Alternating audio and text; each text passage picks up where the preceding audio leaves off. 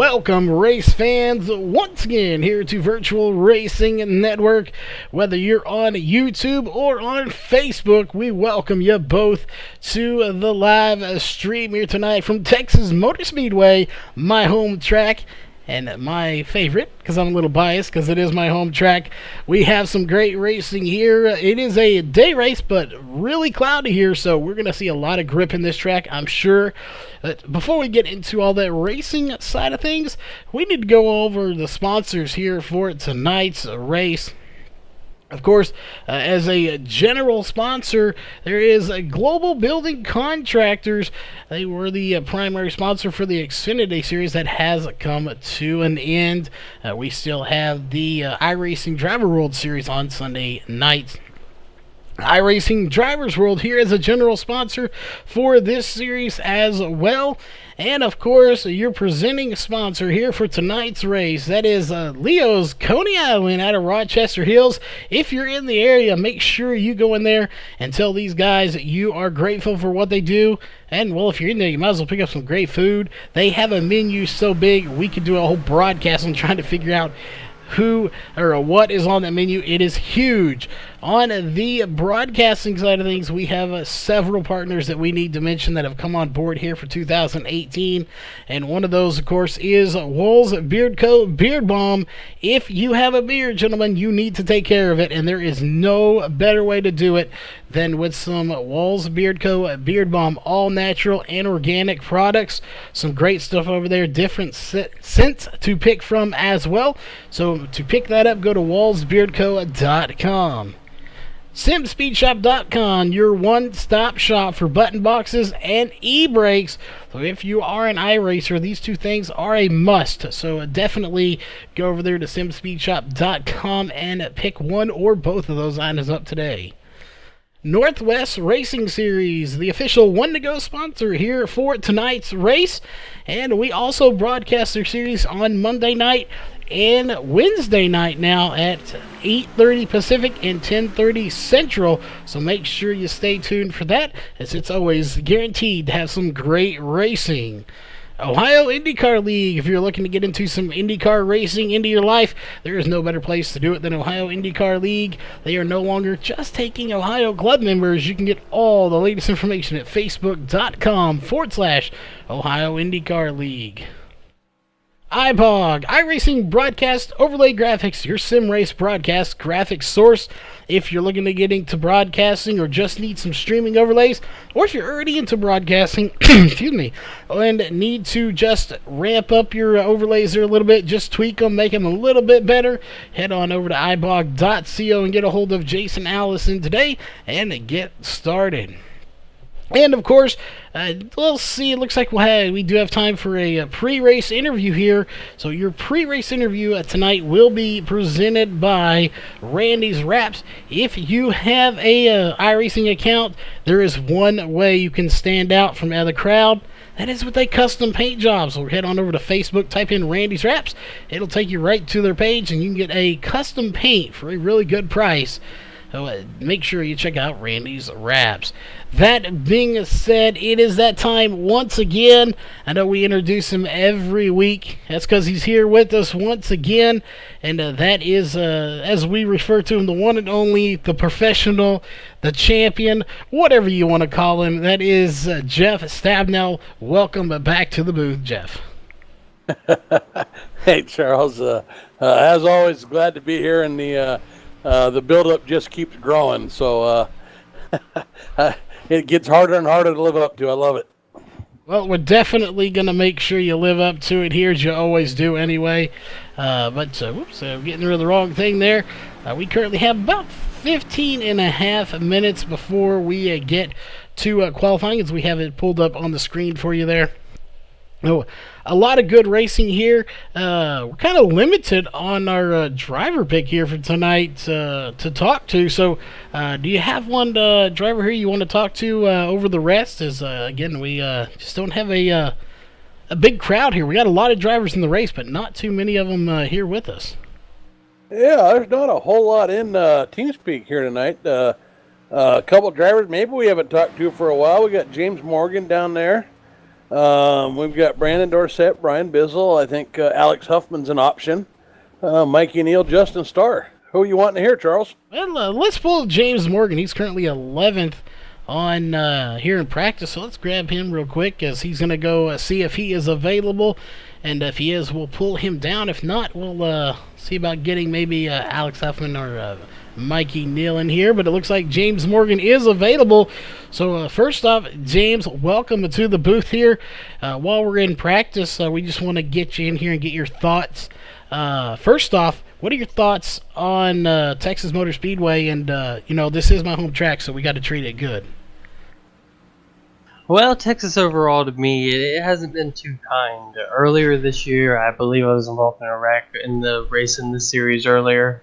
Overall, it just hasn't been one of my better tracks. I've tried and tried. I really struggle in turns 1 and 2. 3 and 4 is pretty decent, but 1 and 2 is really where I have the problems at. Well, I did have a talk with it. I told it to be nicer to you here, so maybe it'll treat you well. We'll try to get Lady Luck on your side, meaning we probably won't pick you here tonight, because if we do, that usually spells disaster for whoever we pick, as we've learned that over time. But it looks like it doesn't look like it is very cloudy out there, so I don't expect this track to get too terribly hot. So as far as grip goes here for tonight's race, how much grip is out there, or is this track still on the slicker side? Yeah, there's some decent amount of grip, but the tire fall off here is pretty decent too. So after about a lap or two, you kind of got to lift more. I wouldn't say it's necessarily slick. It gets more tight the longer you go too, especially off of turn 2. That's going to be a tricky spot there, coming off of the corner there with the outside wall kind of reaching out for you there.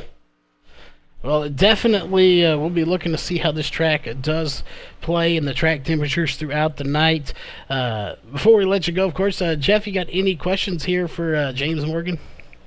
No, I was just going to ask him about the set tonight. Is it getting a little bit tight? Are we getting kind of snapped loose coming off 4 there at all at the end of the run? Tires taking a lot of heat. What are we seeing out there with the fixed set tonight? Really, it's pretty comfortable for about a lap. You can run just about wide open for the first lap, maybe 2, depending on how you angle the corners on that first lap. After that, you got to kind of start lifting, and then it just gets tighter and tighter for me the further you go. All right, you got anything we should look out for tonight? Any tips, something we should watch for? Pit strategy's kind of close. I've noticed about 24 to 26 laps. So that might be interesting, play a little bit of a factor. Oh, all right. Well, I'm sure you got some shout-outs to sponsors here, so we'll let you get to those here before we send you back to your race lobby. Yeah, I just want to thank Leo's Coney Island for putting on this show. Thank everything they do for us. Global Building Contractors, iRacing Drivers World, everything they do. Justin, we put together a great league here. It's going together and going strong. So hopefully we can keep that going strong. And hopefully I can get and finish out this year strong here in the Leo's Coney Island Truck Series. All right. Well, we hope to get to see you finish up strong too. So we're going to let you get back to practice and see if you can't get this dialed in before the race starts here. Meanwhile, we'll send it back to Charles. All right, as we are back here, we got 11 minutes, actually just over 11 minutes left in practice here. So we'll go ahead and get rid of that and go ahead and pull up the VRN race analyst here. Is they do run dynamic weather, so 10 to 11 mile per hour winds, and that's not too far off. It is actually pretty windy here in Texas, as obviously I'm here, so that is not far off of what it's been. 13 mile an hour wind now, only a track temp of 72, so it is a fairly cool compared to some of the tracks we have seen for this series. Yeah, I mean, I think that may even be a problem here. Normally, you're worried about track being 105, 110 degrees and getting these things loose and putting some heat in those tires at the end of the run. But with all this grip out here, these guys are going to feel like this thing's going to stick to anything, and they're going to want to get right back into that throttle because early in those early laps, it's going to stick, and they're going to eat those tires, particularly that right front tire. So it's going to take a little bit of willpower not to burn that right front off and keep this truck running good at the end of a long run. So anxious to see that. I think really this is kind of a right up Jameer Muhammad's alley here, to be honest with you. Yeah, and we do have a question here from Mike Neal in chat, and I think it's, well, I could answer it. I think it's more geared on your alley. The question is, what's the difference between being tight and loose? So, hang on here a second. I got in-race radio blast over here. I apologize for that. So the difference between tight and loose really comes down to which tires have the most grip. If you're loose, the front tires have more grip. So when you go to turn, the rear tires give away first. And the rear end likes to come around on you. Now that tends to be faster when you're driving, if you can control it. And controlling it's kind of difficult. It takes a lot of throttle control to carry a loose vehicle.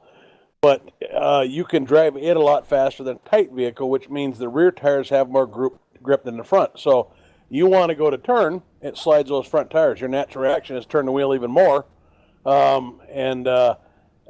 Basically what that does is the more wheel you put into it, the more it slows your truck down. And eventually, those tires will grip and start turning, or they won't, and you'll slide right up into the wall. But it's kind of a driver preference. There's a lot of drivers that a tight car where the front wants to slide and the rear stays planted is much easier to control. And there are some drivers that feel more comfortable running cars that way, especially in the long run. A loose car is faster but harder to control. And again, with that, you really got to have good throttle control. And then, if you're real good, you can kind of drive that car balanced. And that's hard to do, and that's what we see some of these guys that are able to do, like Mikey and Jameer Muhammad and a couple of these guys that seem to win here week after week after week. Bryson Barker's another one. These are the guys that are good on the long run. We don't see them sliding the rear around. We don't see them pushing. They're able to just keep a neutral car throughout that run. And that's hard to do, and that's probably what separates kind of the top guys in any league from the rest of the guys. Yeah, and you can't see it now, but, you talk about being tight. This track, when they scanned it, as you can see a little scuff mark there, coming in 3 and 4 into the tri-oval area, you can see a ton of black marks all over that wall.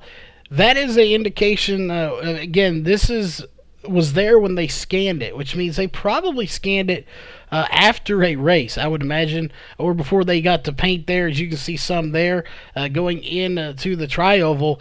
That is where you usually see the tightness, when they get tight and they can't quite turn enough and they scrape that wall. So that's what that's for, and I expect probably we'll see some people doing that here tonight. If that car's tight and they just can't handle it, they're probably going to get into that outside wall. Hopefully they don't come back down and collect the field, or a few cars anyway, as we did see that last night in your own league with Chris White, as he did get into that outside wall, and then the natural reaction has come back down in front of the field. Yeah, and this is a track that in some ways can be similar to Charlotte. We've got similar banking. We've got grippy pavement here. It eats tires. And now tonight we've got the cool weather. So I think that's probably a good comparison. And where you're going to see, we heard James talking about coming off a 2 and it getting tight on him. And so what's happening is you feel like the truck's rotating the corner, and so you want to go stomp on the throttle. And because you've got that grip, it takes it, but you tend to get on the throttle too soon, and you can't turn enough, and it pushes out into that wall. And you'll see guys, that's probably the first place you'll see it, is guys getting on that throttle too soon in turns 1 and 2. And they'll do it coming off a 4 too, but I think 1 and 2 is more likely, and then they'll just slap right into that wall, and then usually bounce off, come back down across the track. And when that happens, they're tight. And maybe the truck wasn't tight overall, but they got it tight by just jumping on that throttle too soon, and front tires started sliding on them. Yeah, it's it's going to be interesting to see how whether these trucks do they would stay tight, if that's how they are, or if they get loose. They can change over the period of a run too, depending on how the tires go. So a lot of things are going to factor into all of that. But while we have about 5 minutes left here, we're going to go ahead and pull up your point standings here, as it is a pretty good battle here for some of the positions. But I'm pretty sure with only about 3 races left, I believe is what we have, Jameer Muhammad has a 47-point lead over Mikey Neal. So, we can't confirm 100% that he is going to be the champion, but he's got a pretty solid chance at it. Yeah, Jameer Muhammad got off to a great start in the league this year. Mikey Neal has really come on the second half of the season here. Alex Huffman really is another driver who's kind of started to come on as of late here a little bit.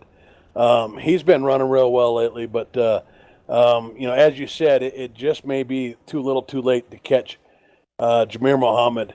Justin Starr, who's not missed a race, up there in third place, which is actually a little surprising to me. Not that anything wrong with Justin Starr being in third place, but I haven't seen him up there running in the top 2 or 3 for a while, but that just shows you what consistency can do for you. Just finishing, knocking out those top 10s, top 5s, week after week after week, just finishing races.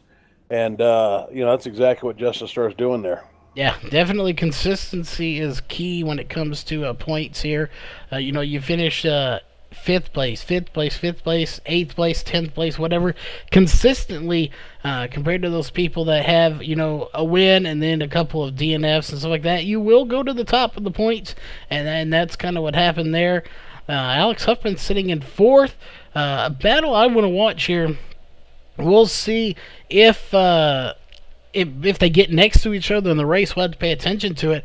That is Dan Butler and Alex Huffman. They are only separated currently by 24 points. So it's not it looks like more than it is, but with a field of 22 drivers, depending on where you start or where you finish, that could easily be a big chunk gain. So, say Dan Butler finishes, in the top 5 and Alex Huffman wrecks out early or something, you could easily gain a lot of points.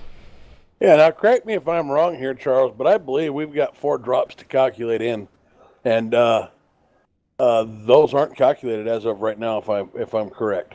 I believe that is correct. I'm not 100% sure on that myself, as I do know they have some drop weeks in there. I'm not sure if they are calculated in yet or not, as I'm going to go and try to pull those up here real quick. We got about 2 minutes left here, so we'll pull that up, get rid of those point standings real fast, and pull it up. So we just got a few moments here before the national anthem, so we're going to try to pull this up very quickly here and look at our schedule. And we don't see past Martinsville, so we don't have it up there, so I don't have a way to see if those drops are in or not. So we may have to clarify that with Justin here in just a minute. But what we are going to do is go ahead and step away from the national anthem. So we will be right back with qualifying after your national anthem. We take you down onto the track for our opening ceremonies. Ladies and gentlemen, please rise. Please remove your hats.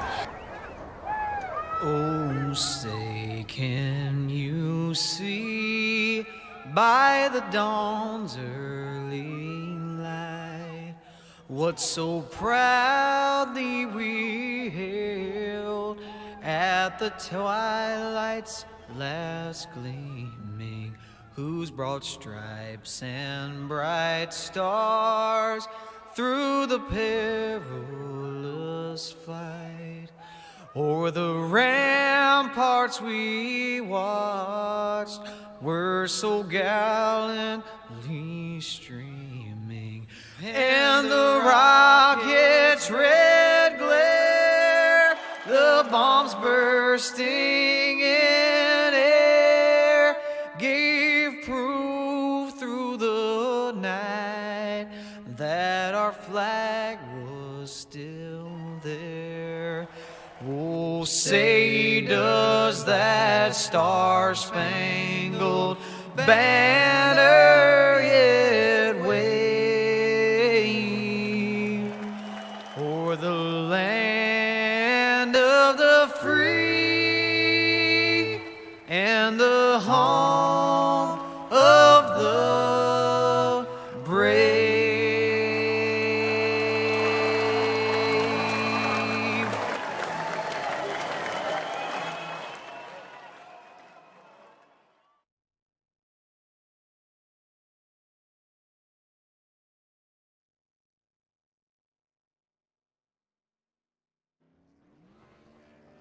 All right, we are back, and Jeff is running down there to talk to the race officials here to see how those things are going to break down here as far as all that goes. But it looks like we got some drivers out on the track, so we're going to go ahead and drop down to the track as we will pull up your driver bar here.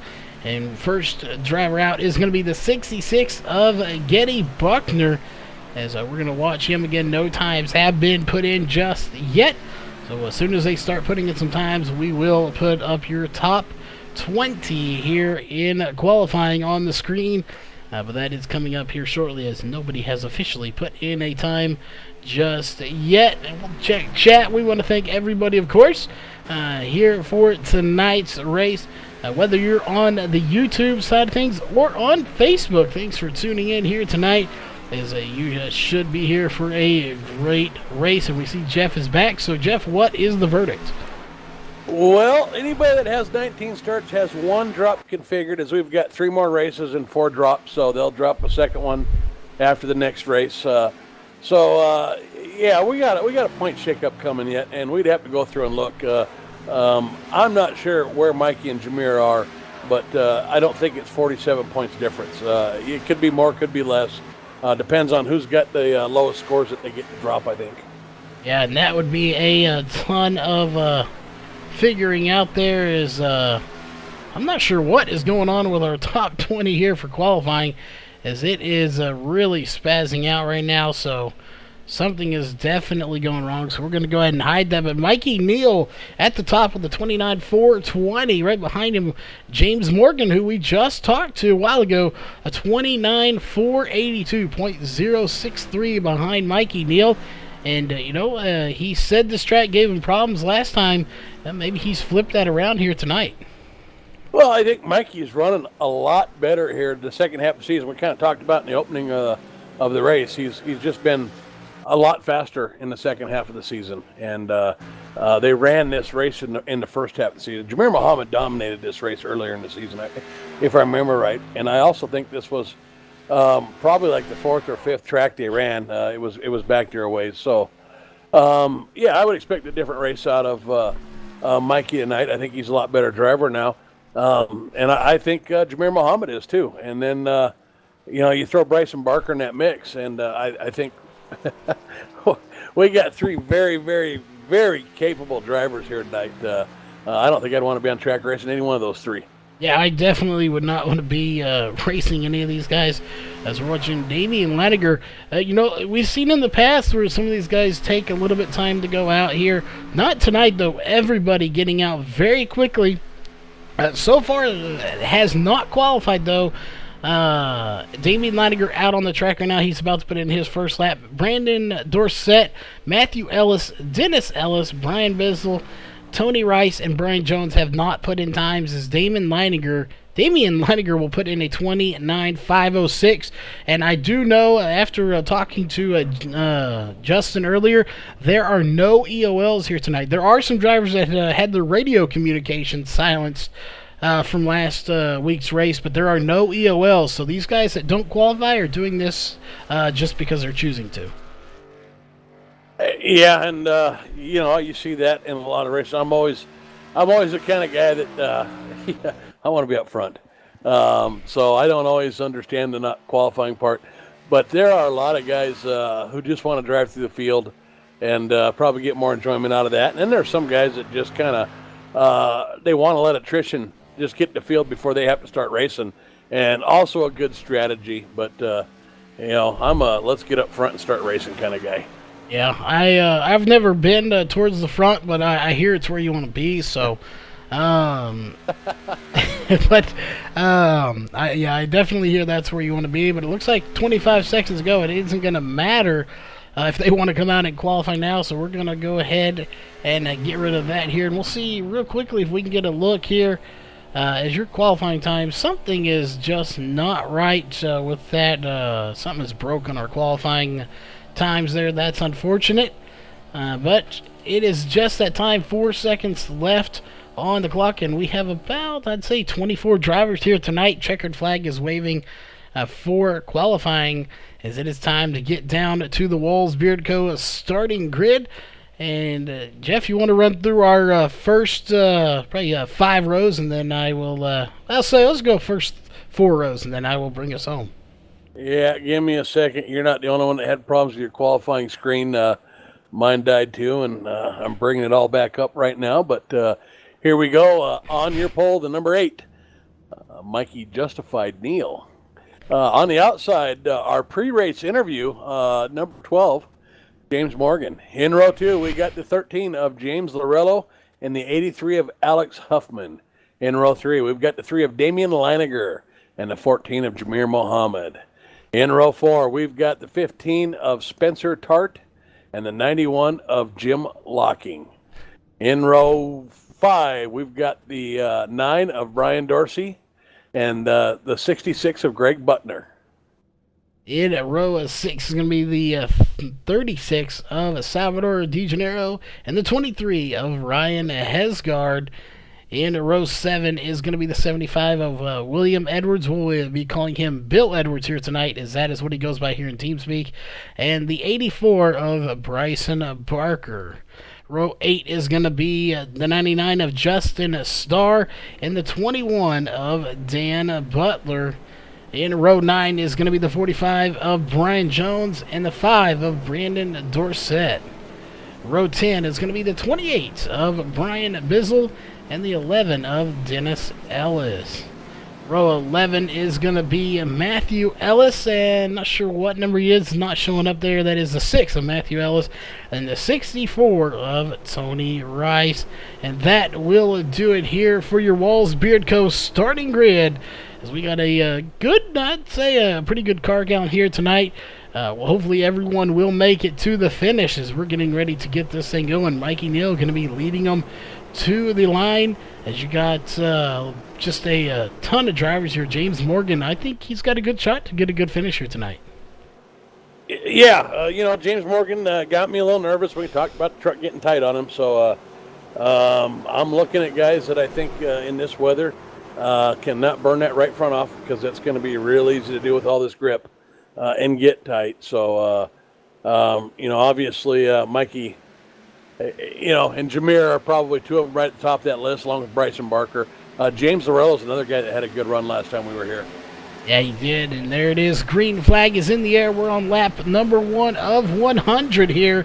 150 miles. This is a 1.5-mile track. We heard earlier fuel is going to go 24 to 26 miles. I have a feeling with this track, probably somewhere in the 10-plus laps. I think everyone's going to come down regardless. We'll see if there's anybody that's going to stick out there to try to get that lap led under caution, if it does come out. Or will we see a caution? We try not to predict them, but we could have some, we could not. You never know with racing. Oh, you're absolutely right. Texas is one of those places where it's so easy to slap that wall. Either you're loose coming off of 4 there, and the rear end wants to slide out and get you coming into that quad oval, or you're tight coming off 1 and 2, and that one's the one that seems to bite you when we got these tight conditions. So good chance we'll see something, but every race is different, and we know the guys in this league can drive these trucks. So not going to bet for or against that one. I definitely will not bet for or against that one myself either, but we got a good little battle going on back here with Brian Dorsey, as we're actually on board with him for a second here. Getty Buckner back here, Bryson Barker in here, Jim Locking just in front of these guys. So some really good battling going on back here for, I'd say, about 10th place or so. You got about a 5-car battle. Yeah, I'm watching Alex Huffman work his way up through the field. Started 4th, already up to 2nd. He just got by James Morgan and James Lorello. So Alex Huffman able to get by both the Jameses and has his sight set on Mikey Neal right now. Mikey Neal obviously out to a pretty good start, got about 3/4 of a second lead, but Alex Huffman just got free, and we'll see if we can run him down. Yeah, he is definitely way out there. He's got a pretty good sized lead, but again, it is like you said, it's early in the race, only on lap 5, so we'll see if he can get those tires warmed up a little bit. Will the 83 come to life here even more, or will those tires fade here? So it looks like James Morgan is going to get by him now, and I'm curious here, as we've seen lately, is that outside lane maybe a problem spot? If you get by there, or if you get up there, people are going to get by you on the bottom pretty easy. Well, I think, and I'm not positive, but I think the 83 got up into the wall entering turn 1. I think he swung a little bit too wide, scraped the wall, lost a little bit of speed. I don't think he hit it hard, but I think he scraped it. And I'll have to go look at his truck and see if we can see scrape marks. But looked to me like he just got slowed down by the wall there a little bit. Yeah, well, definitely don't see anything from our angle. See if we can get a closer look down here ourselves as these guys come flying out of the into the tri-oval. He is back on the inside, so he's going to get by James Morgan once again to take second place back as we're riding on board with him here for just a moment. Some really good battling going on as he's going to slide up in front of James Morgan and officially take the spot. Damian Leininger in right now 4th position at number 3 machine. And someone we talked about earlier, Jameer Muhammad, sitting in 5th place right now. And to look that up, he started in 6th, so he's gained 1 spot, but just hasn't really been able to get by Damian Leininger just yet. Oh, Jameer Muhammad, somebody we got to come back and look at it about 5 more laps. Let these guys, again, these trucks feel great right now with all this grip. So let these guys eat a little bit of these tires up and watch Jameer Muhammad set sail and start running to the front. Meanwhile, Mikey Neal able to take advantage of the battle going on between the 3 trucks behind him with James Rillo, James Morgan, and Alex Huffman. Extends his lead out to 1.6 seconds. Yeah, that is one of the biggest advantages to being out front if you don't have anyone going on. He is loving this right now. These guys, they want to get in front of someone and get the position in as quickly as possible because for anyone that doesn't know how general racing works, there is Jameer Muhammad gets a little wiggle. The more they run side by side, the more he's going to pull away. So this side by side racing that he can see in his rearview mirror a little bit, he's loving it because the more they do that, the more he pulls away. Yeah, and speaking of guys on the move, Bryson Barker, he just cleared kind of a little bit of a traffic jam. He's up to 8th place. He started in 14th place, so he's somebody that we said might excel in these conditions today on the long run should this thing go green and get these long runs. And he's on the move. Yeah, he is definitely on the move right now. And so we're going to go down here and see if we can't get a close view of that number 84 Pepsi machine DuPont out there. He is good, just doing a fantastic run. I expect to see him in the top 5 here shortly based on how he's going right now. He is definitely not going to disappoint. Jim Locking here in a deadlock battle with Ryan Hesgaard at the moment. They're side by side coming to the trial, although I think Ryan Hesgaard is going to edge him out just a little bit on the high side. Surprising because it seems like the bottom was the way to go here, so we'll see if Jim can get back by him, but I think he actually may not do it. Yeah, that's one thing about Texas. Once these tires start rearing a little bit, a lot of times you can pick up time running a little bit higher line. Not that it's faster through the corner, but you can just you're getting such less of a radius there, and you're able to carry a little bit more speed off the exit there and down the straightaway. So early in the run, when we got good tires, we can get back to the throttle early enough where that's really we can overcome that run on the inside, that shorter line, and be faster on the inside. But as the tires wear, look for guys to be able to start making a few more moves on that outside. Yeah, and I want to point out here real fast as we're on lap 13. Just now noticed that Tony Rice did not start the race here tonight, so not sure what happened there as to why he didn't start. And I also want to point this out here that we're on lap 14 now. We are 10 laps away already from what could be our first green flag pit stop. So it seems like we just sat down and went live, and here we are 10 laps away from that first green flag pit stop run. Yeah, running these field restrictions in this. I think we had James Morgan told us 24 to 26 laps. Well, if you got to go 100 laps, expect somebody to come in at 24 and try to short pit this and get a little bit of track position. Most guys are probably eyeballing lap 25 as their pit window, and a few guys maybe might wait till lap 26 to see if guys have problems getting to pit road and bring out a caution. But pretty small pit window that we got there, so I think we're going to have some busy times here in the pits here in about 10 laps. Yeah, I think we are too. We're keeping an eye on chat. Believe me enough, it does rain in Texas. Last week, it rained all week, and I had to go mow, and it was like mowing a jungle outside. So every once in a while, like once a year, it does rain here in Texas. We get all our rain in 1 month. So unfortunately, it does rain here too. But it looked like it was raining when they scanned this track too. But it's not raining here in the sim, but it is fairly cool. I want to check on our track temps here real quick as we pull up the race analyst. This track has gone up 2 degrees since we started. That being said, once we start pit stops here, we've never checked it, and I think we will. When we go under caution, we know the track temp drops a little bit, but once we start doing green flag stops, I want to keep an eye on that temperature to see if it'll go down then with people coming down pit road. Yeah, I mean, that's something we know. We know during cautions it cools down quite a bit, and I'm sure it's going to drop some, maybe not as much, but when you got a lot of cars off that track, I mean, it's going to dissipate heat. I guess the question is it going to be measurable? Yeah, and, the big question here is we're on lap 18. We're coming up on those pit stops here shortly. Who is going to be the first one to come down? Is it going to be our leader, Mikey Neal, who now has a 1.966 second lead, almost a 2-second lead over Alex Huffman, his teammate? Or is it going to be one of these guys behind them coming in first? James Morgan, he may come in. I'm going to go talk about Jamir Muhammad. I think, personally, he's going to be one of the first ones to come in.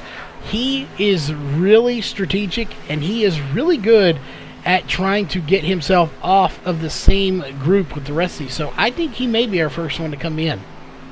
Yeah, Jamir Muhammad's always looking for a way to get off cycle, gain some positions. With the fuel window being so close to an even number of, breaking up this race into equal segments.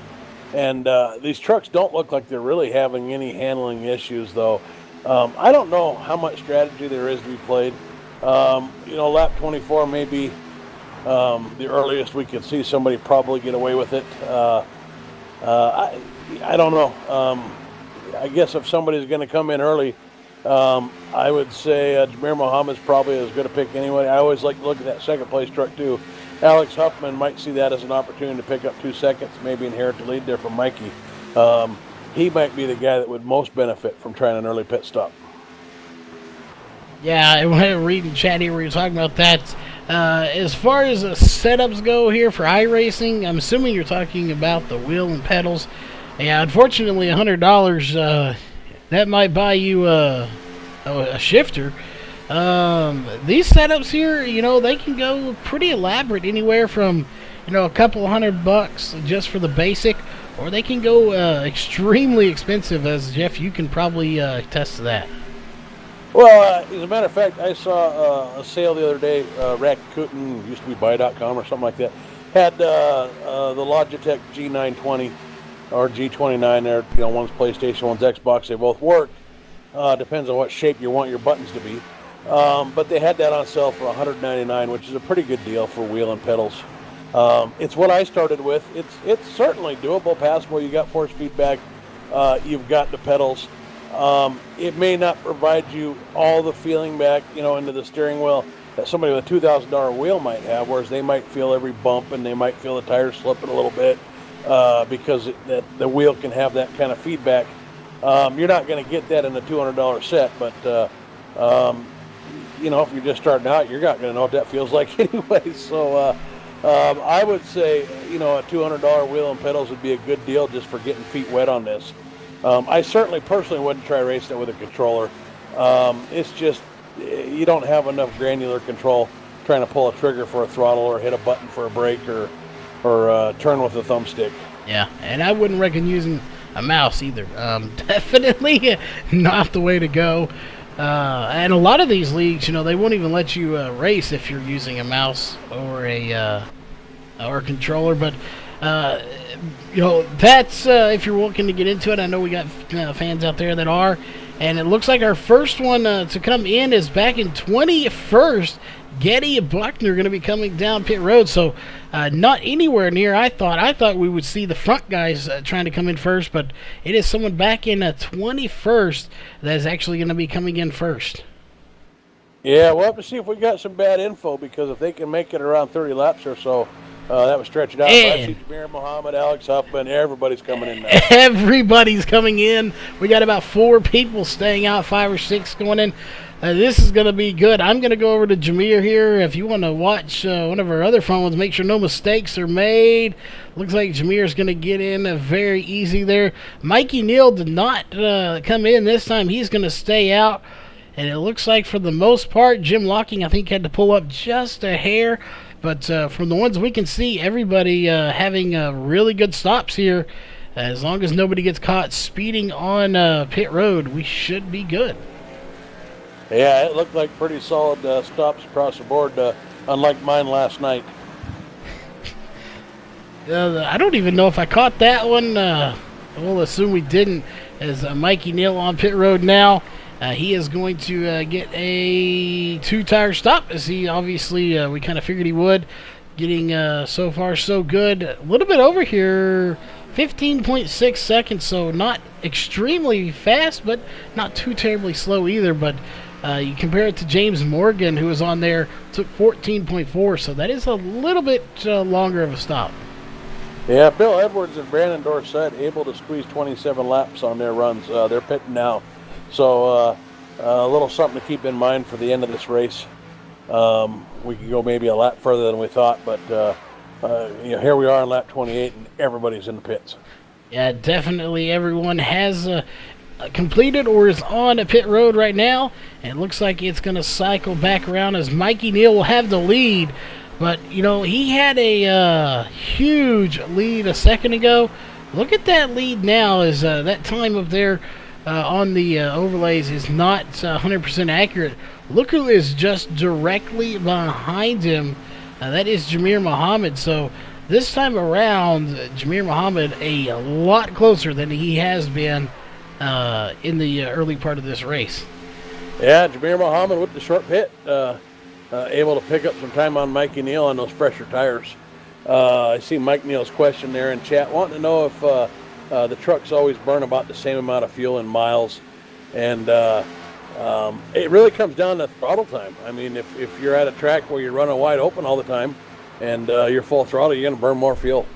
If you're running 3/4 throttle, half throttle a lot, you're going to burn less fuel. So it really just depends on the track and how often and how hard you're in that throttle. Yeah, it definitely does. And you get people like Mikey Neal and Jamir Muhammad that are really good at saving fuel and tires. They can maybe, coast it through the corners and conserve a little bit and make it further. I forgot, I think it was Ryan Newman to bring up a reference here. Back in the day when he was, I believe, the number 12 Alltel cars, I believe it was the sponsor on that car, he could save fuel like nobody's business. He would have like 2, 3, 5 laps more of fuel than everybody else. So, that concept comes over here too. If you can coast it through, maybe let off the gas a little bit, run a different line, you can save, a lap or two of fuel. Maybe not 2, but you can at least save a lap of fuel to get you to the end. Oh, I absolutely. I mean, will practice that myself. If I've got time and I'm not behind last year in the playoffs there, I practice saving fuel. What do I got to do to save a lap of fuel? What do I got to do to save 2 laps of fuel? And I certainly know I'm not the only one out there practicing saving fuel, trying to figure out what I can do, how much time it's going to cost me versus coming in doing a stop and go. So all that definitely applies here. And, I know I'm not the only one that goes out there and practices that stuff. Yeah, there are a ton of people. These guys practice over and over. And even though it's a fixed setup, don't commit yourself. There is still a lot of practicing to do. I know you know that firsthand. You still have a lot of practice to do even for a fixed setup. It's not just jump in the car and go. You have to be practicing, for that reason. Tire wear, fuel. You got to prepare yourself for no cautions. Prepare yourself for a lot of cautions. As those are all strategies that have to be planned out prior to coming to the race.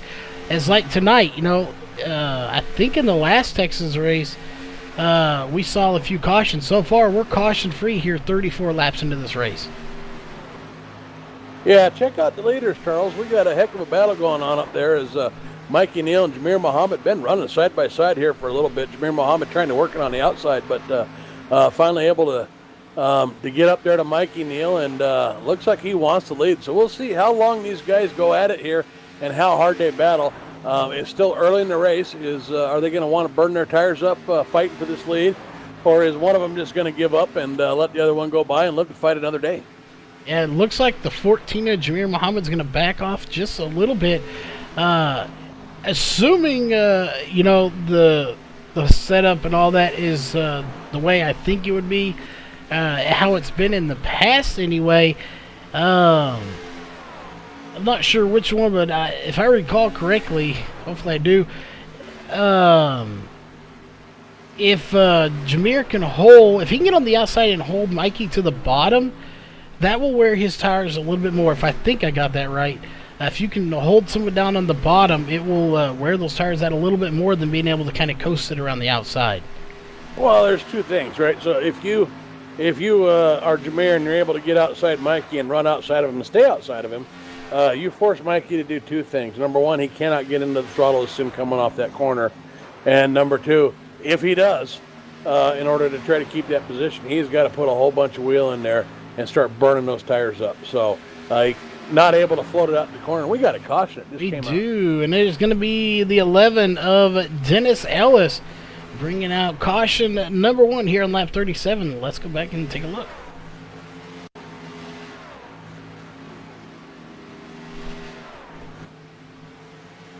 I'm not sure what this... Looks to me like he took it to the apron and was pulling in the pits. I'm not sure. He spun it out on pit road. I kept hitting rewind before he got to pit road, trying to figure it out. Yeah, so we'll go back and look again here to him, as he is on the apron here, bringing it to pit road, and very interesting. Different. I'm going to try to get a different angles. All of a sudden, I saw smoke going around. That's kind of interesting. It called a caution when he was already in his pit stall nearly when the caution came out. So I'm very surprised by that because nobody else was on pit road. And nobody would have been coming in for a while as he just loops it around going to his pit stall.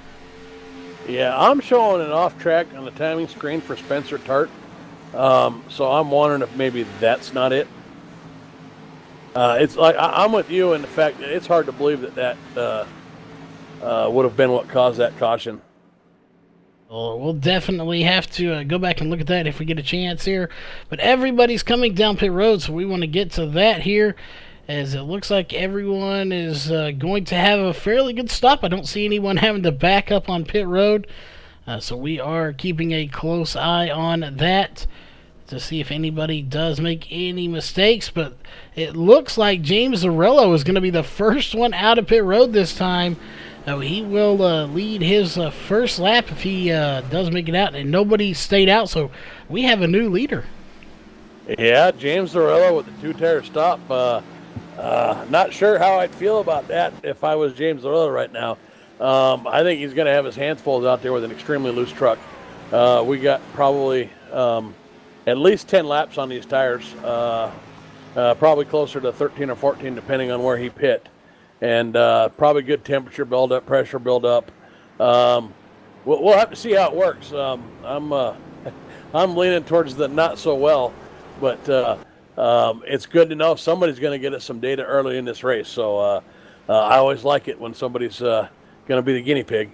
Yeah, definitely early in the race is a good time to do it too.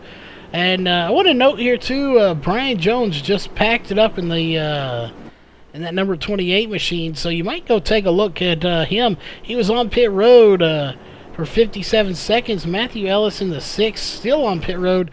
Dennis Ellis in the 11th, still on pit road as well. So we have several drivers that are on pit road, two anyway, and one that is out of the race. So there may have been something more that went on there. Is I didn't see anyone off pace, and by the time the caution came out, it was the 11 that was below the normal speed.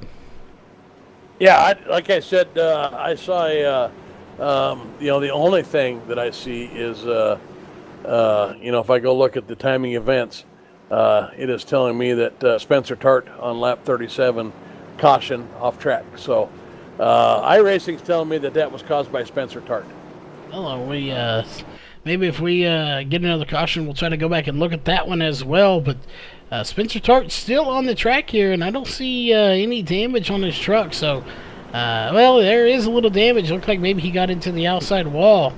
He must have got it all, spun it around or something, and got it going very quickly. As by the time the actual caution came out, he was back under race speed. Yeah, he absolutely spun it out, and looks like he collected the 28 there. Well, that would explain that. Put it up against the wall and collected the 28. So, not sure what caused that. It almost looked like he was shifting or something, and the rear end just jumped out on him. So, it was kind of a weird-looking event, and not sure what that was. Yeah, definitely interesting here. Unfortunate for Brian Bizzle and the 28, as he is now out of the race. Matthew Ellis on pit road now. Dennis Ellis on pit road. So both Ellises on pit road here. They are going to go multiple laps down, as they got on there at different times anyway. It looks like James Zarello again is our new race leader, followed by Mikey Neal and Jameer Muhammad in your top three. Like you said a second ago, though, we will see how those two tires do, as he was only on pit road for 10.2 seconds. So we know he only took two tires. So will they work? Yeah, if he doesn't get a good start here, look for 3 wide early. Jameer Muhammad's not going to want to get stuck behind him. It definitely is not going to want to get stuck behind him, as looks like Mikey Neal is going to tuck into second very quickly here, and he will jump down just in front of Jameer Muhammad, as he didn't have much room, but he did have enough to make it stick, and he does. And those two tires, while they did get a good jump, that really doesn't mean those tires are going to last, because you have control of the field. So as soon as the pace car is off the track, he could get that jump. So it doesn't necessarily mean they're going to last. It just means that he didn't spin them. Yeah, you're absolutely right. All that means is he had control of the field. He knew when he was going to start the field, and was able to get out there. Although he's done a pretty good job keeping that gap there for this first lap, but I think Mikey and Jameer are going to get him here real quick. They're running him down pretty fast, and I think once these guys get him with those two tires, I think he's going to drop like a rock. But who knows? We'll see if he can prove different here, as it looks like he's going to be a little bit sporty about it there, and kind of driving down, pitching these guys down a little bit off the corner, so making them work for it, and making them burn up a little bit of those tires if he's going to let them by. Yeah, and it's not necessarily a bad idea. You've got older tires on one side, so make these guys burn them off, but it looks like he is going to lose 3 spots, and he'll tuck into 4th place, as Alex Huffman got by him. Jameer Muhammad and Mikey Neal got by him. Now it's going to be James Morgan trying, and I have a feeling if he hadn't got down on that bottom side, that bottom lane, he probably would have lost a few more spots, but he found a gap and was able to tuck in on that bottom lane, and that is probably what saved him from losing at least 2 more spots from James Morgan and Bryson Barker. Yeah, it's not over yet. We'll see how he does here, if those tires can bounce back out. He doesn't look as loose as I thought he was going to be. I was kind of watching him coming off 4 to see if I saw that rear end sliding a little bit coming off 4. And, it just could be that these trucks are tight enough on this grippy track that, maybe the 2 tires aren't as loose as I thought they'd be. Definitely not enough to keep them out front. As we know that first 3 guys ate them up in 2 laps. Yeah. But for a 1-lap shootout, it might be worth a shot.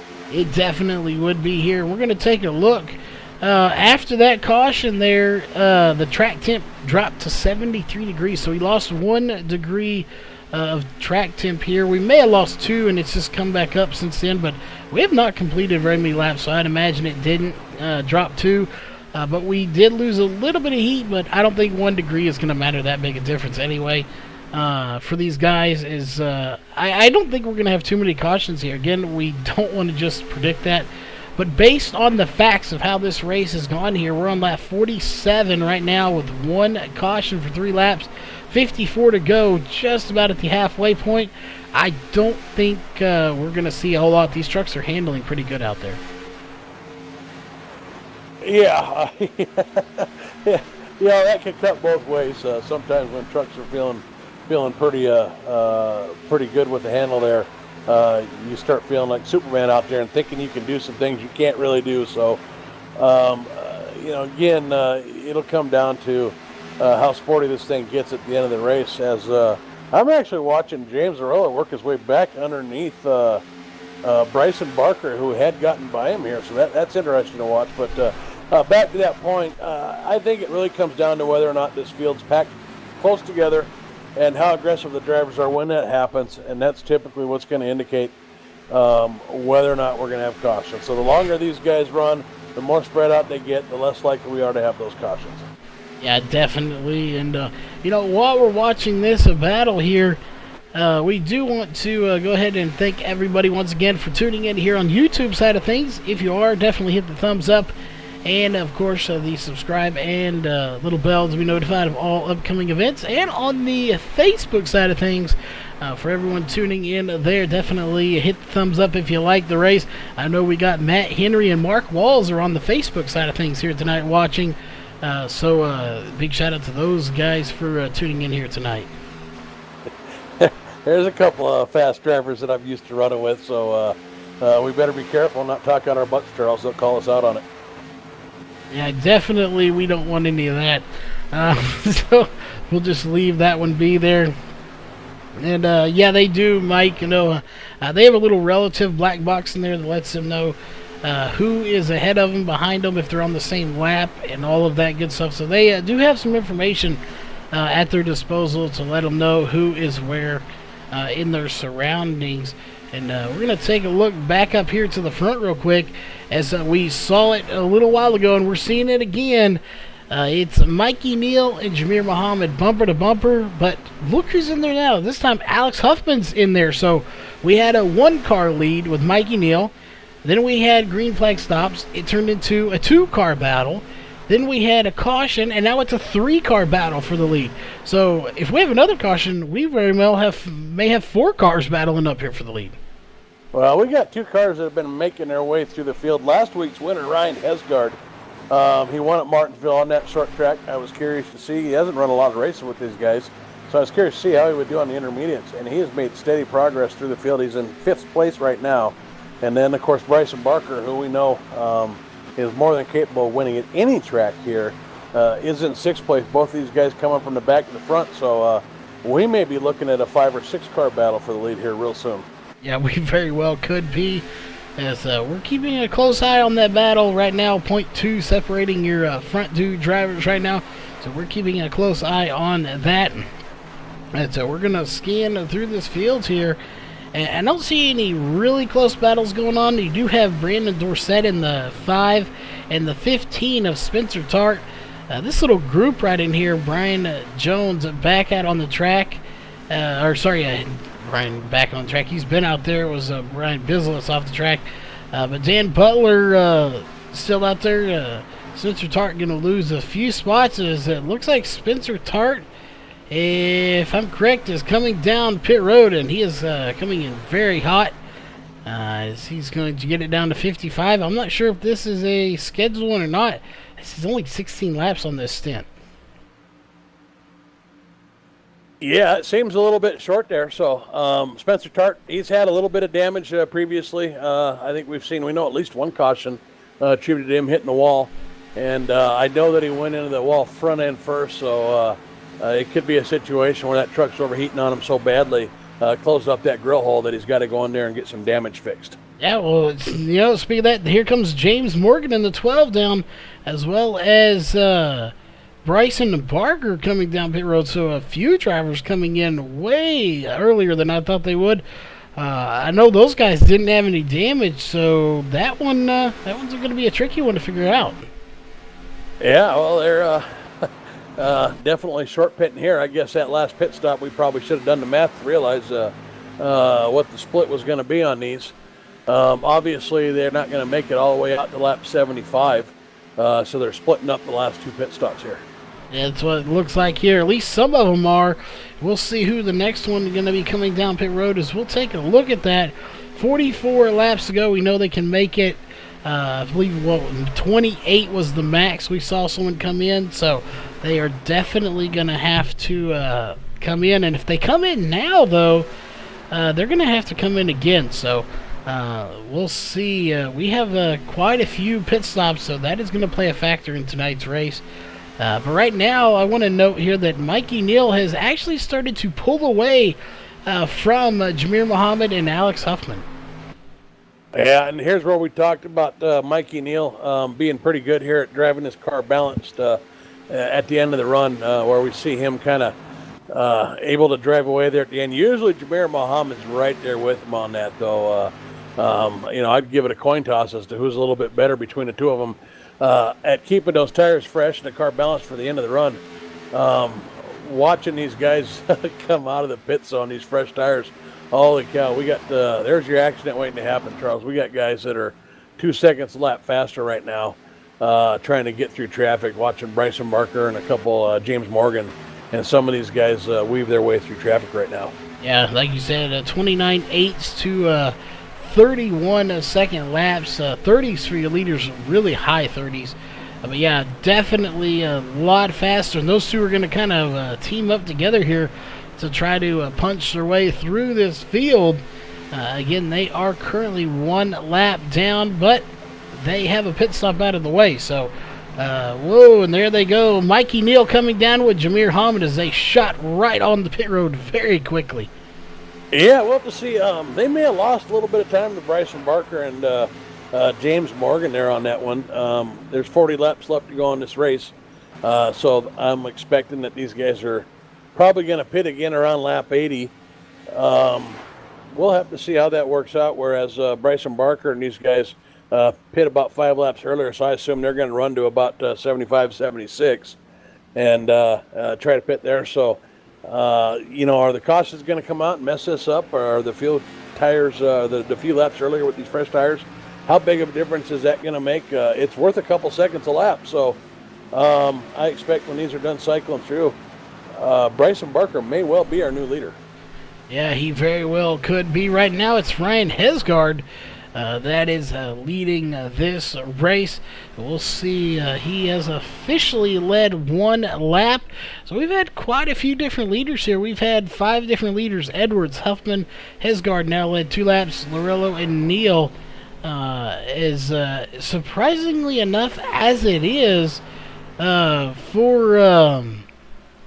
Jamir Muhammad, he has been right there pretty much all night long battling with Mikey Neal, but he has not led any laps here tonight. Yeah, well, I'm not surprised that he's been right there all night long battling with Mikey Neal. I expected these two to be slugging it out all night. We saw that he had to drive through the field to get there, but when he did, right before that caution hit, these two guys were going at it side by side. So he'd run Mikey down and was trying to make that pass. Mikey held him off, and now they've pit together here, so expect to see these guys going at it. But I think they're probably going to have to run down Bryson Barker and James Morgan first. Well, as you say that, they just passed them, actually, as they just drove by Mikey Neal and Jamir Muhammad just literally drove by Bryson Barker and James Morgan on the track. Well, see, I was right. Well, you were indeed, and they get by them, so now they're working their way up here. As there goes Ryan Hesgard on the pit road, and somebody is spinning on pit road. I'm not sure who that is, or at least they were spinning the tires. I think that was William Edwards, who got way out of shape. There was a ton of smoke coming from the back of his car. Yeah, so when this cycles through now, it looks like Mikey Neal's going to have the lead. Jamir Muhammad being second. Bryson Barker all of a sudden doesn't look like such an advantage anymore with the little bit older tires and trailing these guys a bit. So, we'll see. I think he's about a second behind these guys already. So we'll see if this works out, though, with his next pit stop. If he comes in and pits about 4 or 5 laps early, maybe enough to get the lead and hold these guys off. And then James Morgan really having a good race. He told us he was struggling on this truck earlier in our interview. But there he is, right on the bumper of Bryson Barker. Yeah, he is definitely right there on his back bumper. And, we're looking at their times here for Bryson Barker and James Morgan, who pitted a few laps earlier, 5 laps earlier, actually exactly 30.4s for these guys. Mikey Neal and Jameer Muhammad, 29.9. So just those 5 laps difference make quite a bit of time on these tires. So while they're not falling off as far as handling goes, the speed is definitely falling off. 5 laps difference makes that big of a difference, about 0.6 difference in speed. Well, we've got a visual of it going on right now. Alex Huffman's out there on 5 laps, fresher tires. Just drove around James Morgan, and he's going to have to get around Bryson Barker, but as soon as he does, watch him probably just drive away and leave these guys in the dust, not because he's a faster driver necessarily, but because he has 5 laps fresher tires. Yeah, those fresh tires are definitely a huge thing here. We knew they'd play a factor coming in there, and there he goes. He is going to pretty much tell him to see you later and walk away. You're talking 6 laps versus 12, as it looks like Damian Latiger is going to come down pit road now, and he will get some fresh tires and fuel. And so far, interesting enough, looking at laps, everyone has come in, but Bryson Barker, James Morgan, and Spencer Tart are, I would say, on the same strategy. They both have 13 and 14 laps on their tires. Everybody else is on a basically about 8 until you get further back in the field to someone like Dan Butler, William Edwards. These guys 3 and 4 laps on theirs. Brian Jones 1 lap on his. So you got a ton of different strategies going on. Yeah, I've been watching the leaders here. Jameer Muhammad all over the back bumper of Mikey Neal. Mikey Neal just had a pretty good lap there. Got off the corners a little bit better, but on the previous lap, Jameer Muhammad was poking his nose around there on the outside, the inside, looking for a way to get around him, and he's closed that gap right back up again. And again, he's trying to set up the pass here. Mikey Neal at this point just a little bit too fast off these corners and able to fend it off, but Jameer Muhammad looking for a way around right now. Yeah, and while he's looking there and we're watching this battle here for the lead, keep in mind we're on lap 71, and we expect some of these guys to be coming down for pit stops here at lap 75-ish. So we're only 4 laps away from guys coming back down pit road, and then when they come down, we're then 5 laps away from more guys coming down so that they can make it on fuel. So we just pitted, and we're already about ready to start seeing people come down yet again.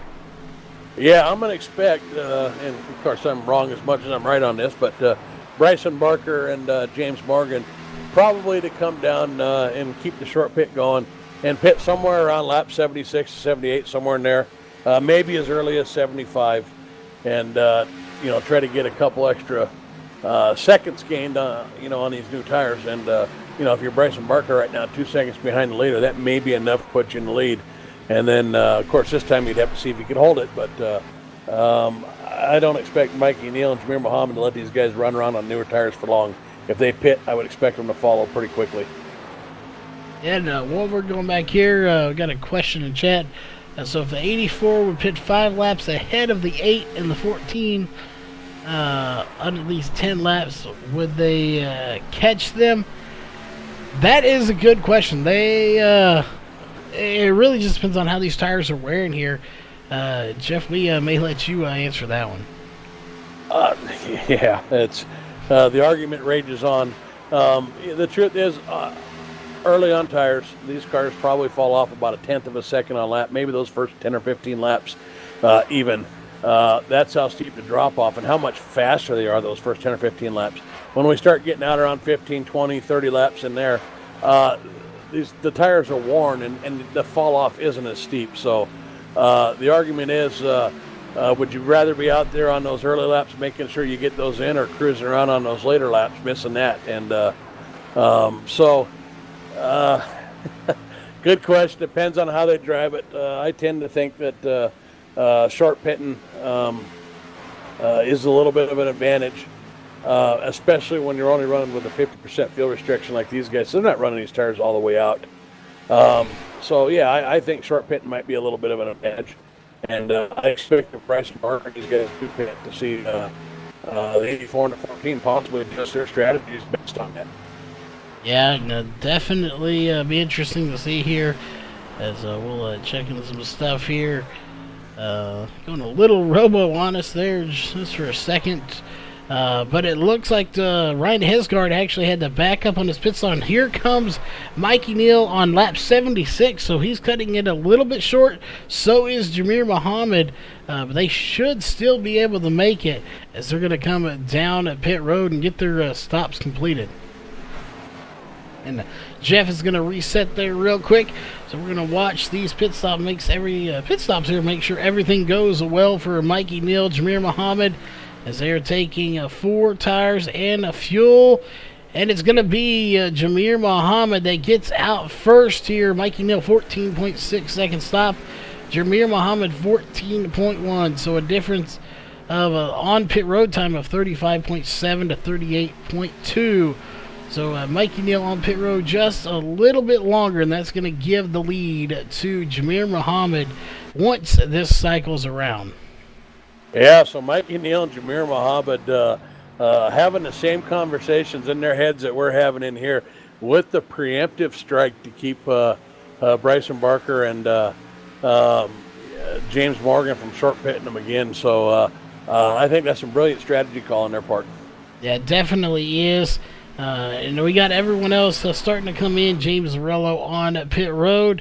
And a few more are going to be coming in here. We'll see Bryson Barker still out, though. 23 laps on his stint right now. Brian Dorsey, 13. Brandon Dorsett, 11. William Edwards currently on 14. Ram Dan Butler, 13. And Brian Jones with 11. So when it all sorts it out, it looks like Jameer Muhammad will be your race leader. And he has got a pretty sizable gap over Mikey Neal right now. That's the biggest gap he's had on him. And that's going to be a big gap to overcome without a caution. With 20 laps to go and having a 2.5 second interval, I was having some audio problems and had to reset that, so I missed what happened on pit road.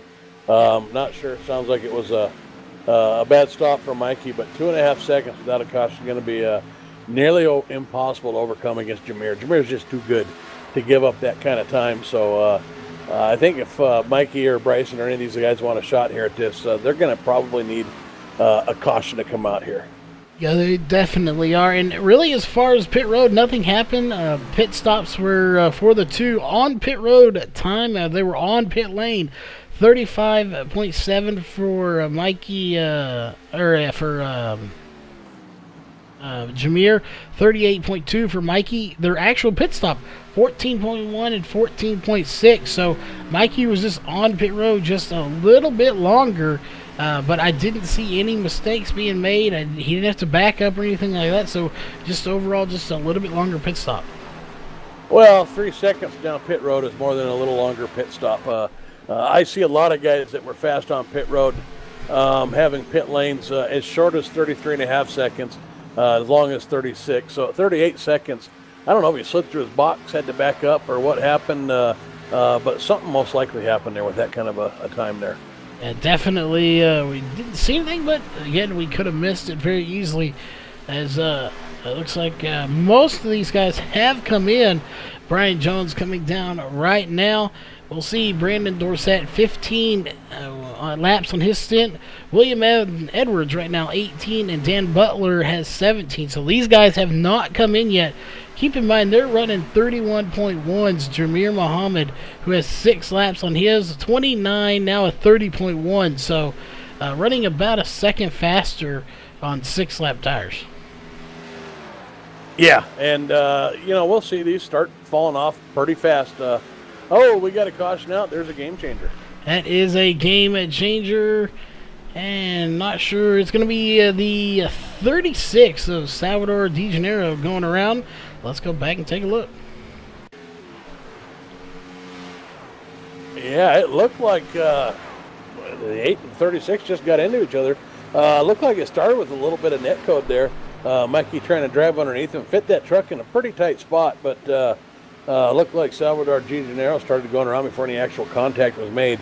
And then after he started going around, it looked like some contact was made. So, looked like a little bit of net code.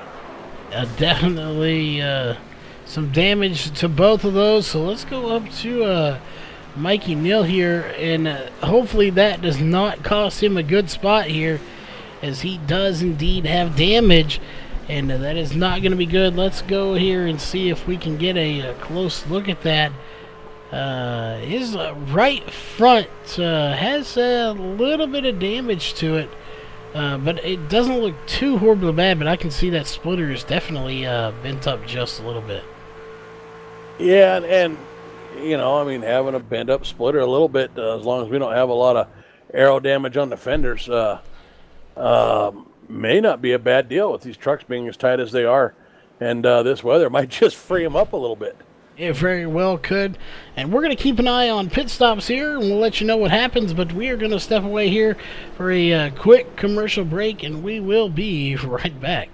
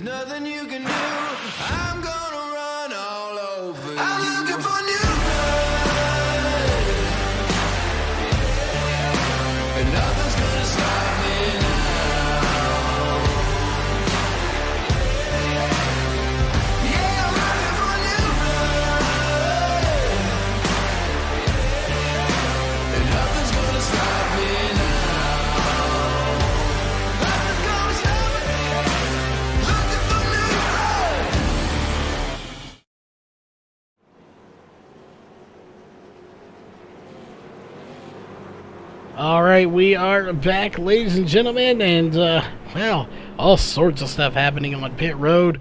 We got 2 tires being flung, 4 tires being flung on the cars, and right now, we'll take a look here. Mikey Neal back on pit road for that damage, as it looks a little bit worse than I thought it did. Yeah, obviously, Mikey Neal making another trip, still getting fixed there, so got a little more damage than we thought. We've got Jameer Muhammad, our leader right now, on 2 tires. Brandon Dorsett in second place in the 5 car on 4 tires. Bill Edwards also in third place on 4 tires. James Arillo and 84 Bryson Barker in fourth and fifth place on 2 tires. Dan Butler, the 21, on 4 tires. Alex Huffman on 4 tires. And then everybody else looking like they're on 4 tires until we get back to 12th place and with the 45 of Brian Jones and James Morgan. So we've got a real mix of tires up there, and this could just be crazy. As far as the restart, I don't expect these guys to spin tires necessarily, but I think we're going to have some cars that are a little bit loose, some cars that are quite a bit faster than others, and with 10 laps to go, some cars that aren't wanting to give up some places. So going to be interested to see if Brandon Dorsett can break loose and chase Jameer Muhammad down. I think he's got a good shot at this, as long as he doesn't get hung up racing these guys behind him. And, can Dan Butler and Alex Huffman get through those two-tire guys of Bryson Barker and James Morello to get up there in the mix? Yeah, it's going to be a crazy restart here. As we have 13 to go right now, and let's see, are the lights off?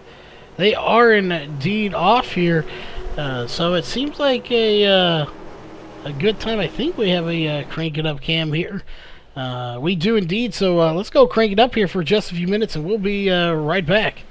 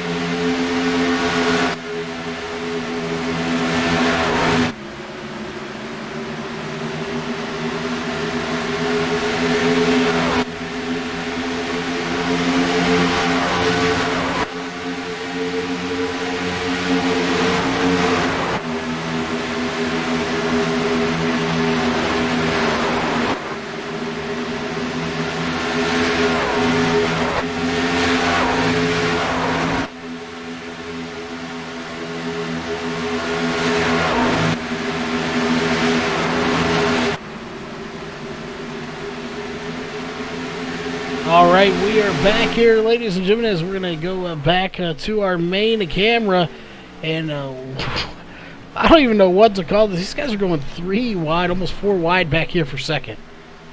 Yeah, we got Bryson Barker on his 2 tires, able to get by the 2 guys on 4 tires, Bill Edwards and Brandon Dorsett. Took him 3 wide, cleared him, and looks like he's going to try to catch up to Jameer Muhammad, who's out there on a full second. Looking a bit further back in the field, it looks like Alex Huffman might have a little bit of speed, but man, he's just stuck in this traffic here right now, not able to get through. A couple spots behind him, we've got Mikey Neal, who's kind of in the same predicament. I think there's just too many cars between him and the leader to get there, so gonna be hard, I think, at this point for anybody other than Bryson Barker to maybe catch Jameer Muhammad, as we've only got 8 laps to go. Yeah, going to be 8 at the line. And I said while we were there, I think Jameer may have this one in the bag. Those 2 tires could come back to bite him, but the fact that they were racing 2 and 3 wide back here for second place, I think that helped him out a little bit.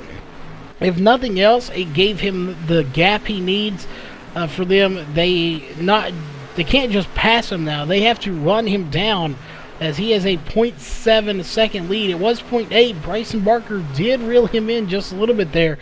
So if anybody's going to catch him, I think it's going to be Bryson Barker. Yeah, I mean, we're coming up on 6 to go here, I think, the next time by.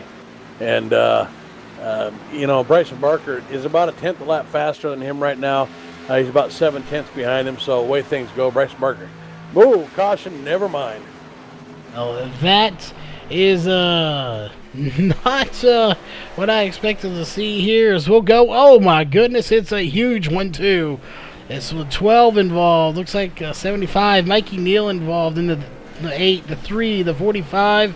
Oh, and more contact between the 12 and the 3. As let's go back and take a look. That was a huge pileup back here in the back of this field. Yeah, it looked like it started with the 23 of Ryan Hesgard and the 91 of Jim Locking getting into each other. Then Ryan Hesgard slides off the track, slides back up, catches Mikey Neal. And then we've got the 66, the 12, the 13, and the 28, all either caught part of that to varying degrees or were able to weave through. But, yeah, a lot of cars involved there. Yeah, there are a ton of them here. We're watching the replay here from the blimp camera to see exactly what happened. And, again, just a ton of cars. A lot of good cars, too. There's the initial start, the 91, and the Jim Locking in the 75. Mikey Neal almost makes it through. Unfortunately, just didn't quite get through, and then it was chaos from there on out. I'm not even sure how. We had a purple car. I think that's the 66 going upside down. how that happened, I'm not even sure. He just got hit in the side there after he was already coming to a stop and just rolled it right over. The note here, though, that was 7 to go, so we will go racing again here to finish this race out. Yeah, we will go racing again. I'm not even sure what to expect. Who's going to pit? Who's not going to pit? Well, Jameer and Bryce is still up there on those 2 tires. If you could get close to them, it'd sure be tempting to go down and see if you get everybody else to follow and get 4 tires and do something with them here on these last couple laps. But if you don't get a bunch of guys to follow behind you and you get stuck in the back of this field, you're dead in the water. You can't pass that many cars in 5 laps. Yeah, you are definitely dead in the water if you can't get going. We'll see here. It looks like I think we're going to have a 2, maybe 3 lap shootout. So like you said, interesting is I think the word that's going to be used here. Yeah, it's the PG word that we're going to use. I'm sure the drivers are using some other words down there in the track, but we won't go there. Yeah, definitely they may have some other choice words, as some of them may want this caution so they can get caught back up to Jameer. Some of them may not here. So right now we have 2, your front 2, Jameer Muhammad and Bryson Barker. 11 laps on their tires, but they only took 2. Now that those guys have a little bit of wear on those tires, you look back to William Edwards, who has fresher tires per se. Will he be able to make something happen on this restart? Because before they had 2 fresh tires versus 4, but they had to get through this pack. Now you have older tires versus a little bit less older tires. So this is going to be tricky here. We very well may see, William Edwards possibly pull something out here. Yeah, Bill Edwards started in 3rd and with his 4 tires on the last restart and just didn't have anything for Jameer. I don't know. If I'm Bill, I might consider going and getting 4 tires again. We'll have to see. James Arillo's on 2 tires. Bryson Barker automatically, he gets to catch up. He had to go through cars, so that's one to watch. And then Alex Huffman is in row 3. If he can get by Bill Edwards fast enough, he's a guy on 4 tires that may have a shot at this. But I still think the race is pretty much between Bryson Barker and Jameer Muhammad, unless we get maybe James Larillo and Bill Edwards to reconsider on some tires. But I think that ship's already sailed. Yeah, I think it is too. And it's going to be a 2-lap shootout, so you don't have much time to do anything. This is crucial. You've got to get it and go as quickly as you can. So you can't have any mistakes made. And on restarts, we've seen mistakes be made, so everyone has to be perfect, especially these guys like William Edwards, James Arell. These guys that want to try to get up there and make something happen, they have to be perfect on this restart. Yeah, absolutely. Jameer Muhammad gets to start the field, and this is where he's trying to say, do I go when the pace car goes off? Do I make him wait for a minute? Because he wants to get out there with those 2 tires. And he did make him wait just a hair. And he's got himself a pretty good start, but Bryson Barker not really letting him get away this time. He is not letting him get away, and they kind of stacked up behind him here as Bryson Barker is going to try to run him down. Jameer Muhammad gets a pretty good start. Right now they're separated by 0.216, and here comes Bryson Barker. I think he may try to have a run at him if he can keep him there. He's already dropped to 0.233, but now it's down to 0.199. So he's definitely not letting him get away. Yeah, Alex Huffman didn't get the start that I thought he needed to have if he was going to have a shot at this. He had to jump right up there and clear the 3rd car there of Bill Edwards right off the bat, and instead he fell all the way back to 6th. So, I think we're looking at Bryson Barker and Jameer Muhammad. Bryson Barker closing that gap on him right now. Really got into the corner a lot faster than him. But Jameer Muhammad able to get off the corner a little bit better. Going to gap him going down the straightaway here. So maybe Bryson Barker guilty of overdriving it just a little bit there, getting in that corner to try to make a move. Yeah, and that will do it. Jameer Muhammad going to get the win. I definitely think he came up and blocked a little bit there. And he needed to. I think Bryson Barker had a little bit of a run, and Jameer did what he needed to do to cut the momentum off, and he will pull away victorious here. Bryson Barker finishing third, and William Edwards going to be finishing in third. Bryson Barker second, not third. But that being said, here before we get to your post-race show, we'll go through your unofficial race results here for tonight's race. Jeff, you want to go through our top 10, and then I will bring us home. Yeah, absolutely. Bringing it home in first place tonight, your winner, the 14 car, or the 14 truck of Jameer Muhammad. In second place, another driver that we highlighted in the pre-race, the 84 of Bryson Barker. In third place, we've got the 75 of Bill Edwards with a fantastic run tonight. In fourth, the 13 of James Zarello. Rounding out your top five is the 83 of Alex Huffman. Bringing it home in sixth, the 5 of Brandon Dorsett. In seventh, the 91 of Jim Locking. The 15 of Spencer Tart recovers from some early mishaps to bring it home eighth place. 21 of Dan Butler in ninth. And rounding out your top 10, the 9 of Brian Dorsey. In 11th place will be the 99 of Justin Starr. 12th place will be the 3 of Damian Leininger. 13th will be the 8 of Mikey Neal. 14th will be the 45 of Brian Jones.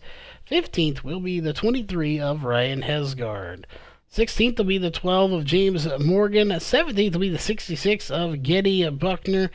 18th will be the 36 of Salvatore DeGenero. 19th will be the 28 of Brian Bizzle. And 20th will go to the 6 of Matthew Ellis. 21st will go to the 11 of Dennis Ellis. And 22nd, not starting the race here tonight, will be the 64 of Tony Rice. Unfortunately, not starting the race, not sure why, but that will do it here for your unofficial race results. We are going to step away, get your top 3 in here, and we will be right back here with your post-race show.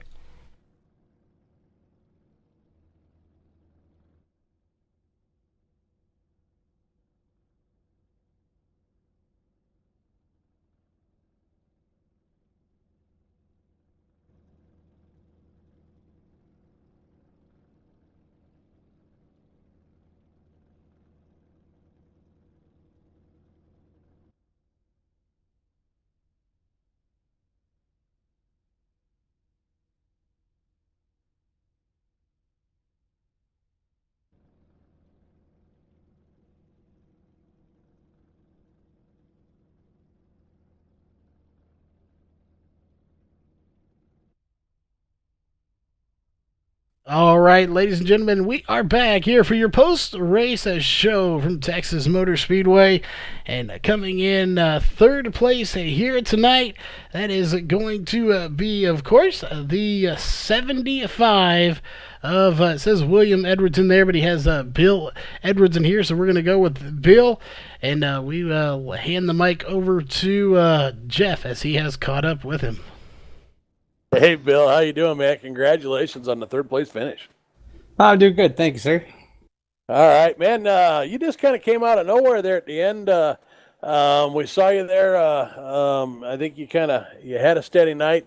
We had a couple pits there at the end, a couple cautions at the end, and you came out of the pits there on 4 tires. We were trying to figure out, if that strategy was going to pay off or not. Thought you might have something for Jameer Muhammad. But Bryson Barker came ripping through the field there on you, and I think you messed everything up for both you and Brandon Dorsett there, because he was a man on fire there for a minute. So tell us about your race tonight, and then especially give us kind of the rundown there on those last couple cautions.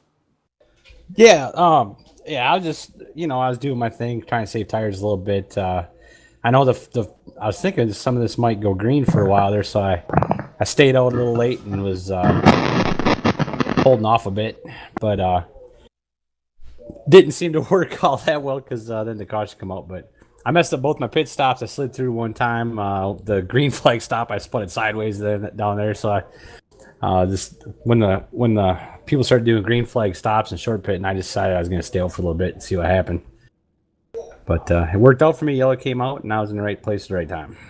Well, pit strategy definitely worked out for you, and you were able to hold on to third place there through those last 2 restarts. So fantastic job. You think with those 4 tires, if you'd have had a little bit longer green flag run there at the end instead of that caution that broke it up, you'd have had anything for Jameer there?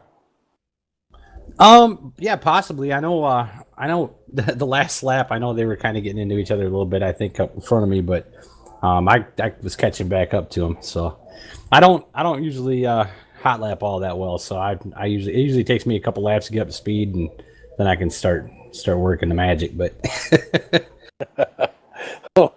well, the magic was good enough to get you a third place finish tonight. So I think this is the first time we've had you in a booth. Congratulations on a great race tonight, and I'm sure you got some sponsors and shout outs there to give. So have at it. The floor's yours, sir. Sure. Yep. To start with, I got to thank you guys over there at VRN and RACECORE Racing League here. You guys put on a heck of a show, and it's a good league. I like it. It's strict, and they don't mess around, and it kind of promotes some clean racing. So got to thank Leo's Coney Island for sponsoring, Lake Erie Entertainment for the 305 series, Global Building Contractors. I also got to thank S2R for sure. They're with all these teammates, and I know James has been in here a while. I know we're kind of new, but with those guys out there racing against them every week, you learn a lot, and you got somebody to compete with in between races. So it's pretty fun. Got to thank my mom who's watching, my girlfriend Michelle, my 2 daughters. I think that's about it. All right, man. I think you got half of our viewership there. So real glad we got a chance to get you here in the interview room, Bill.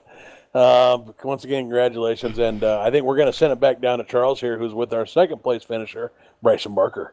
I am. I got the 84 of Bryson Barker. You led 2 laps here and came up just 1 spot shy of the win. You started 14th all the way up to second place. You made up 12 spots from the start of the race to finish second. So first off, we heard this truck was a little bit tight. So in your opinion, was it tight? Did it get loose throughout the race at all? And just overall, how was the handling of it? Yeah, I hit the wall my second lap of qualifying, so it kind of killed that. And it was a decent setup. 3 and 4 it was really good. Turn 1 and 2, I struggled. That's what kind of hurt me all night. And I kind of just got behind by starting so far back, and I worked my way up and stayed about 5th or 6th all race. And then through the cautions there, I somehow was able to work my way up to second. Well, you definitely worked your way through, put on a good show for everyone out there. Again, we'll factor in those drops here shortly, or the other drop that's going to be in there. So we have a lot going on here. This season's coming to an end very shortly, and then we know there's going to be another little mini series after that one for 12 weeks. So with this one getting ready to wrap up, are you getting ready for that next little season as well? Yeah, of course. I'm always looking forward to the next season. With these guys, it's a ton of fun. Yeah, I'm definitely looking forward to it. I know this year I've had a couple wins, but once again, not the most consistent, so just something to work on and something to build on. Definitely something to work on and work towards some great racing, as always, from yourself. And we know you got some sponsors and shout-outs, so who would those be here for that second place finish? Yeah, of course. You guys at VRN, huge appreciation. RACECORE, Global Building Contractors, Leo's Coney Island for sponsoring this series. I hope they can come back for a future series, and Lake Erie Entertainment for the Dirt Series. All right. Well, again, congrats on that second place. And we have our race winner here, the 14 of Jameer Muhammad. So we're going to hand the mic back over to Jeff. Hey, Jameer Muhammad. Welcome to the Jeff and Jameer Post-Race Show. How you doing, buddy? Oh, doing good. It was happy to win this race. Yeah, man. I believe this is your fifth win on the truck season out of 20 races. So, with a crew like this, man, that's quite an accomplishment. So, congratulations. But not only was this your fifth win, this was a Texas sweep for you. So, walk us through your race here a little bit tonight, if you would. Yeah, Texas is one of my favorite tracks, so I love racing here. I didn't seem to have the speed in qualifying because I qualified fifth, and Mikey beat me by like more than a tenth. So I had my work cut out for me, and I was just kind of biding my time. It was really tough to pass because everyone's pretty fast and even. I got up to second finally, and I was just pretty much right on Mikey's bumper the entire time. I just could not pass him. We were so even all the way around there. And I think coming down for the very last pit stop, green flag, he slid through his pits, and that gave me the advantage there to come out in front. And then there was a caution with some people that didn't pit yet, which I think put me in fourth there. So three guys were in front of me, and I knew that the only chance I could to beat them out of pit road was to take two tires, and I wasn't confident in two tires. I don't really like driving with two tires, so I knew I had no choice. So I did it, beat them out of pit road, and then I guess it just kind of worked out with the restart. Bryson seems to always get the most out of the restarts, especially on two tires. I think he was faster than me, and he probably could have pulled it off if we didn't have that caution preceding the last run there. So it was a fun race. It was a tough one. This is probably my toughest win, I think, on the year. Yeah, that was quite the call there at the end. I'm with you. I'm not necessarily a fan of two tires. I didn't like it. I'd always like to take my chances driving around a couple tire cars on four, but for you, it worked out big time on that restart there. You jumped out to about a second lead while Bryson Barker and Brian Dorsey and Bill and Alex Huffman and a couple of these other guys, James Aurello, all kind of got just tangled up, and it took a little bit of time for Bryson to emerge from there. I'm not sure if Bryson would have run you down. I think he had you by about a tenth a lap there on two tires, but with I think it was 6 to go, he was about 8/10 behind you. So not sure if he'd have had you or not had you been able to not mess up there at the end, but regardless, you got to re-rack them and start them over and able to jump right back out there again. So fantastic call on the two tires. I'm going to back up here just a little bit, saying the pre-race, we talked about the cool track. We thought it might favor the drivers that were able to drive these cars in such a way that they didn't burn off that right front. And it seems like, whether or not we were right, it sure looks like we were, because we talked about you, Bryson, and Mikey probably battling it out, and battled out you guys did. I mean, first you and Mikey for most of the race, and then you and Bryson Barker at the end of the race. So just tell me a little bit about this little battle that the three of you guys got going on here, because it just never fails. At least two of you are going to put on a fantastic show every race. Yeah, I mean, those guys are really, really fast. I learned a lot from them since joining the league. They always seem to put down really fast laps, and they've honed in and worked on their long game, and they're super tough to beat, and they're always so fast, and I always have no worries racing them. It's super clean. I don't think I've ever had an incident with either of them, and we've raced a ton of times. Extremely close, and tonight was another example of that. Me and Mikey was like nose to tail. It was amazing. It was a lot of fun. Mikey did not make any mistakes until that pit road slip up there, and I was just kind of waiting, hoping you would slip up before that, and it took about half the race, but finally. Okay, last question before I get to your shout-outs here. You were the winner of the Xfinity Series. You were the champion. It looks like you've got a hefty point lead, although we're not sure where you're at with drops. But with tonight's win and Mikey's misfortune, it looks pretty good for you on this championship run. So how important would it be for you to get the sweep in the trucks and the Xfinity and the championship here tonight? How big of a deal is that to you?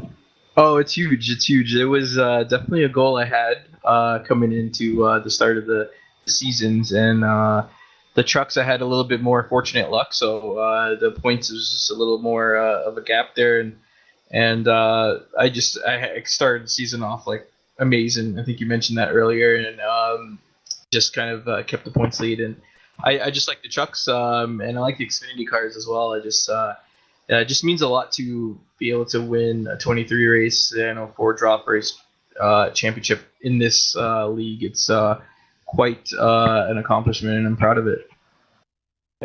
As you should be. And I'm sure you got some shout outs to get to. I know your wife watches. I know your dad watches. And you've earned it. So go ahead and give them your shout outs here, man.